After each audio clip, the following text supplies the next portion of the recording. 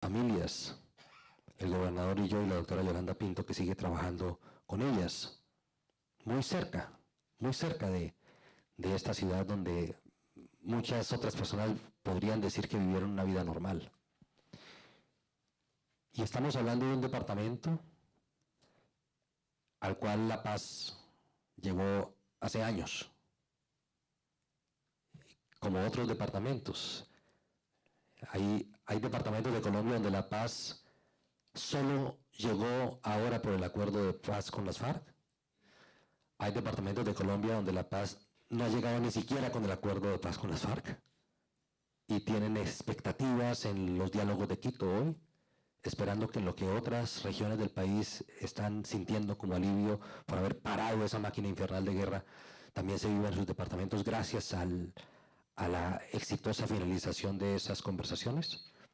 Y hay otros departamentos de Colombia, y yo diría que el Huila puede ser uno de esos, fundamentalmente en gran parte de este departamento, donde a la experiencia de la paz se llegó, no por este acuerdo, sino que se llegó hace años, como una victoria de la institucionalidad y de la sociedad. Son experiencias distintas, son vivencias distintas, la gente aprecia de distinta manera, pero todos somos el mismo país.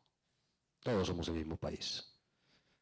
La responsabilidad que tenemos ahora, después de haber parado esta confrontación de más de 50 años con las FARC, que hace apenas 2 años muchos de nosotros creíamos que iba a ser imposible llegar a ese acuerdo, que no viviríamos para ver una finalización de ese conflicto por esa vía, y por la otra, las esperanzas tampoco eran muy grandes.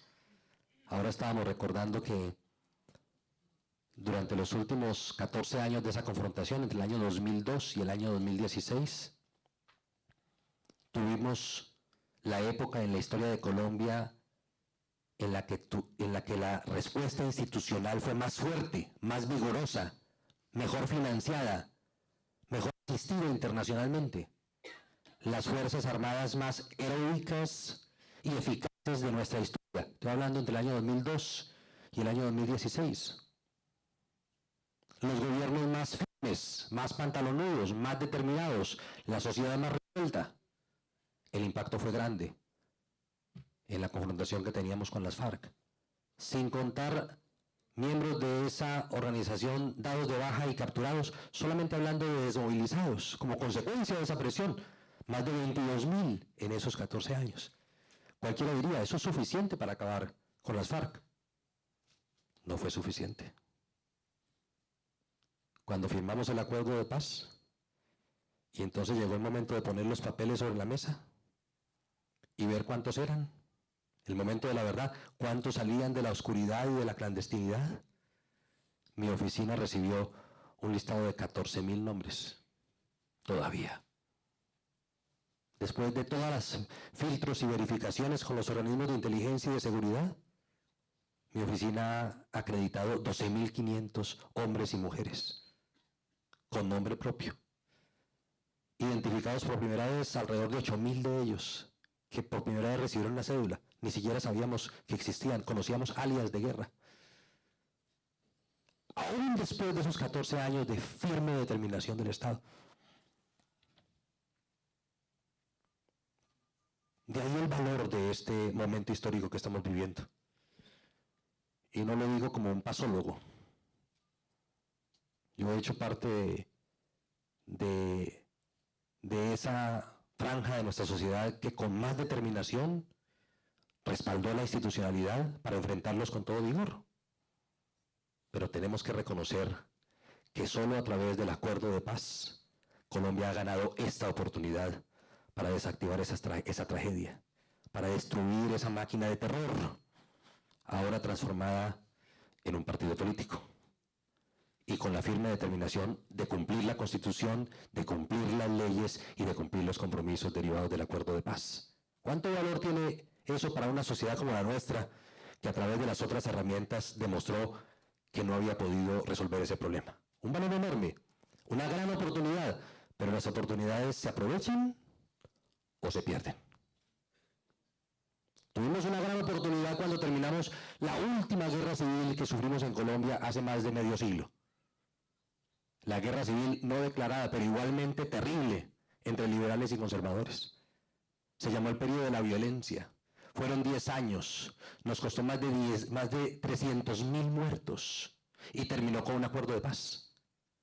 Después de una interrupción democrática de 4 años, en cabeza del gobierno del general Rojas Pinilla. Un acuerdo de paz que se llamó el Frente Nacional. Los contendientes de esa última guerra civil no declarada resolvieron repartirse el poder 50 y 50% y alternarse el poder durante 16 años, un gobierno liberal, un gobierno conservador, un gobierno liberal, un gobierno conservador. Había una oportunidad para la paz. No hubo centralidad de las víctimas en esa historia.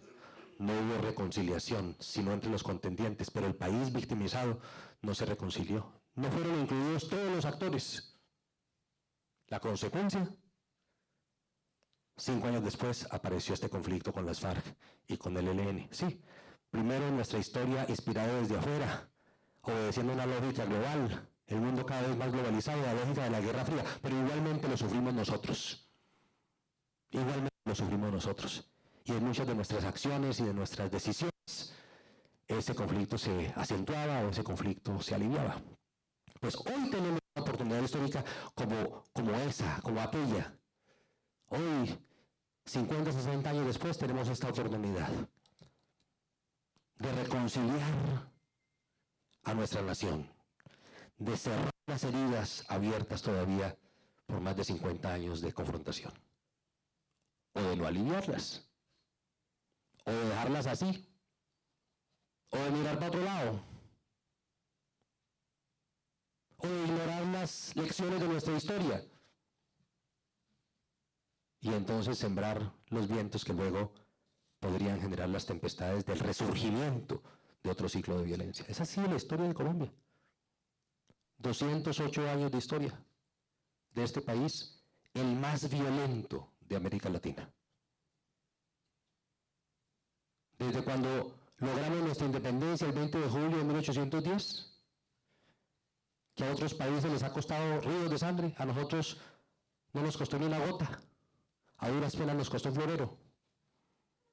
Enseguida vinieron los caudillismos, los partidismos, la egolatría de los líderes, las divisiones entre ellos y tomar las armas para dirimir las contiendas ideológicas por vías violentas. Ese enfrentamiento se llamó la patria boba, porque nos costó perder la independencia. En 1815 fuimos reconquistados por Pablo Morillo. Perdimos la independencia. 4 años después tuvimos que reconquistarla con ríos de sangre de nuestros héroes en la campaña libertadora, en el pantano de Vargas, en Boyacá. Y no aprendimos la lección. Después fueron las guerras entre federalistas y centralistas, recurrentes en el siglo XIX. Después de la guerra de los 1000 días, que nos costó Panamá. Y finalmente esa guerra no declarada de la violencia partidista y este último conflicto que estamos cerrando. Gran lección. Nuestra patria sabe de violencia y sabe ponerle fin a la violencia con acuerdos de paz eficaces que silencian los fusiles, pero no sabemos de reconciliación. Gran lección. El reto de esta generación, aprender de las lecciones del pasado y por fin reconciliar este país. Por fin cerrar esas heridas. Es un reto mayúsculo. Es un reto de compasión, de misericordia, de ponerse en los zapatos del otro.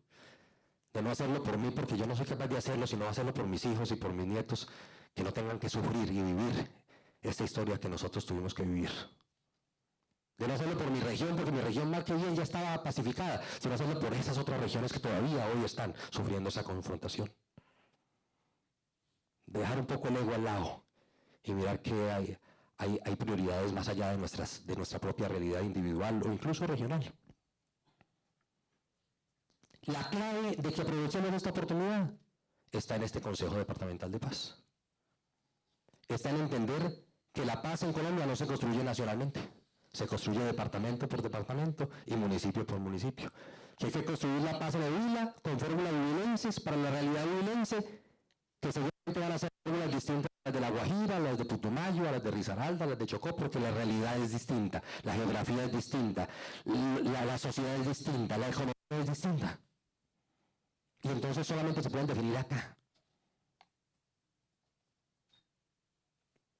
Y también hay que reconocer Este es un proceso creativo, innovador, distinto. No podemos seguir haciendo las mismas cosas de siempre y esperar resultados distintos. Hay que hacer cosas nuevas. Y por lo tanto, gobernador, usted que es el gran líder de este consejo departamental, el reto es la inclusión. Mirar qué actores relevantes hay en la sociedad vilense que falten acá y traerlos. El reto es el consenso. Aguantar la tentación de decidir en este escenario por mayorías. Para eso está la Asamblea. La Asamblea que tome decisiones por mayoría. En este escenario deberíamos ser capaces de decidir por consenso. De modo que vengan los terratenientes y los campesinos, que vengan los grandes empresarios y los sindicalistas, que vengan los partidos de izquierda y los partidos de derecha y hagan aquí microprocesos de paz y de concertación. Que este sea tal vez el único sitio, el único espacio a nivel departamental donde se puedan encontrar contradictores de ayer o todavía de hoy para tratar de conversar, para tratar de construir consensos, de concertar, de reconciliar, de encontrar un texto que los recoja a todos. Decidir por consenso. Regularidad, poder reunir esta asamblea, este consejo regularmente. Al principio con más regularidad, después puede hacerse con menos regularidad. Pero al principio debería ser cada mes, cada 2 meses, máximo cada 3 meses. Mientras se cumplen y se ordenan las tareas tan importantes que ustedes tienen entre manos de construcción de paz en este departamento. Foco. Entender que no todas las cosas deben venir acá. Hay cosas que se discuten en el Consejo de Seguridad. Hay cosas que se discuten en espacios de planeación departamental. Pero hay cosas que solamente aquí se deben discutir. Las cosas que hacen la diferencia entre la paz o volver a la guerra. La paz o volver a la violencia. La agenda de reconciliación se decide acá. Se debe acordar acá para que funcione bien. Especialmente con las víctimas y con los victimarios. Para que eso funcione. Y con la gente que no es ni víctima ni victimario, pero tampoco se puede sentir tan ajena a esa responsabilidad. La agenda del pacto político para proscribir la violencia, desterrar la violencia como instrumento político, solamente puede salir de acá. Solamente puede salir de acá. Y no es tarea fácil. Hoy hay elevados incentivos electorales para que los sectores políticos traten de ganar elecciones llamando a otros paramilitares. Y para que los sectores políticos traten de ganar elecciones o votos ganando a otros narcoterroristas. Aunque aquel a quien llaman paramilitar ya no lo sea. Aunque aquel a quien llaman narcoterrorista ya no lo sea. Pero hay elevados, y no es ilegal decir así. No es calumnioso, porque el pasado puede apoyar esos epítetos. Pero la lógica de reconciliación, no. No. Esa agenda de no estigmatizar solo puede salir de acá. En otros países la comprenden. La Unión Europea, en el año 2001, metió a las FARC en la lista de organizaciones terroristas, cuando se portaban como terroristas. El año pasado, cuando las Naciones Unidas certificó que habían entregado todas las armas, las sacó de la lista de organizaciones terroristas. No ha pasado por primera vez en la historia aquí en Colombia. Pasó con Yasser Arafat en la OLP, era una organización terrorista, el mundo lo repudiaba y lo perseguía, hasta cuando decidió abandonar la violencia, repudiar el terrorismo e incluso denunciar y entregar a los excompañeros de él que persistían en la violencia del terrorismo. En ese momento fue reconocido como un actor legítimo para tratar de construir paz en el Medio Oriente. Así se dobla la página del terror y la página de la violencia y se abren avenidas de reconciliación. Lo mismo que ese pacto político para proscribir la violencia. Sí, tenemos diferencias, las tuvimos entre federalistas y centralistas, las tuvimos entre liberales y conservadores, pero teníamos tan a flor de piel la legitimación del uso de la violencia que lo primero que hicimos fue lo último que debió haber sido contemplado o lo que jamás debió haber sido contemplado, el uso de las armas para resolver esa diferencia política. Lo que debe salir de aquí, de este consejo, es por lo menos un acuerdo en el departamento del Huila, donde se diga claramente que ninguna diferencia ideológica justifica la violencia, ninguna, ni en los discursos. Yo todavía recorro el país y encuentro en los discursos decir, y es que si no se cumplen estos acuerdos, entonces la gente se arma y la gente vuelve a tomarlas. No, nada. Cualquier diferencia política justifica ir a las urnas, justifica hacer campaña, justifica lanzar candidatos, justifica movilizarse, justifica protestar. No recurrir a la violencia, justifica denunciar, acudir al sistema judicial y si no le gusta la decisión, justifica presentar un recurso de reposición, un recurso de apelación, no recurrir a la violencia. Pero eso tiene que ser un entendimiento que se pacte departamento por departamento y quizá municipio por municipio y que solamente puede pactarse en esta clase de escenarios. Entonces el foco del trabajo de los consejos departamentales de paz es fundamental. El orden, otra clave, que tengan orden. Generalmente las primeras reuniones que hacemos con estos consejos son de desahogo, de catarsis. La gente dice de todo y se desahoga porque hace tiempo que no tenía el espacio.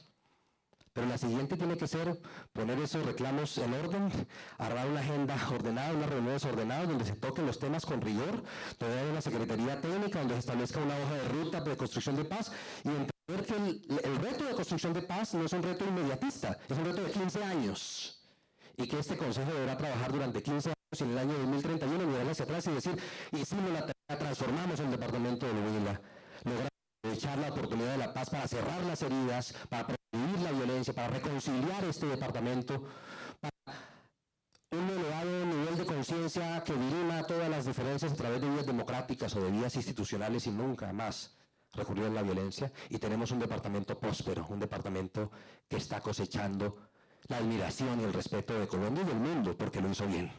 Entonces, esas son las claves y eso me da la medida de decirles, este es un momento histórico, trascendental en la vida del departamento de Huila. Es el momento en que vengo aquí como alto comisionado para la paz, Monseñor Henao como presidente del Comité Nacional de Paz, ahora vendrá la doctora Yolanda Pinto como directora de la Unidad de Atención a las Víctimas, o para las víctimas, y venimos nosotros, como representantes de esa institucionalidad nacional, a entregarle la posta de la responsabilidad de la construcción de paz a ustedes, a usted, gobernador, a la sociedad civil y a las instituciones de acá, a entregarle la posta a ustedes y que ustedes ejerzan ese sentido de apropiación y de liderazgo para trazar esa hoja de ruta, hará toda la diferencia entre una construcción de paz exitosa o una fallida.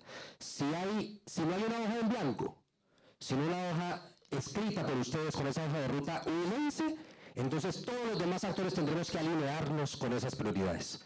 El gobierno nacional no seguirá viniendo aquí desordenadamente cada quien por acá y tratar de acertar sus agendas, cada institución, sino que deberemos decirle, gobernador, cuál es su hoja de ruta, vamos a contribuir entonces en lo que nos corresponde para que esa hoja de ruta salga adelante. La cooperación internacional tendrá que hacer lo mismo. No como si esto fuera tierra de nadie, entonces metiéndose en todas partes y haciendo todas las de cosas de voluntarismo en forma desordenada y sin sincronización. Y la empresa privada que tiene la oportunidad de invertir en las zonas más afectadas por el conflicto, con exenciones tributarias o de pagar impuestos con obras, o ahora, hace 15 días que se lanzó el sello de paz, de hacer ejercicios internos de reconciliación, de vincular víctimas del conflicto, ex soldados, ex policías, ex combatientes, de hacer ejercicios con ellos, o de comprar los productos que ellos estén produciendo y con eso lograr un sello de paz, hacerse entonces más competitivas en los mercados internacionales gracias al reconocimiento, porque son actoras en la construcción de paz, que es un interés a nivel global. Con eso me alegra poder estar aquí con ustedes, poder participar en esta deliberación y vamos a escuchar a los miembros del Consejo Departamental de Paz y tengo la certeza de que aquí existe la conciencia, el músculo, la fortaleza institucional y la convicción democrática indispensable para que el ejercicio de Huila sea un ejercicio exitoso. Muchas gracias. Muchísimas gracias.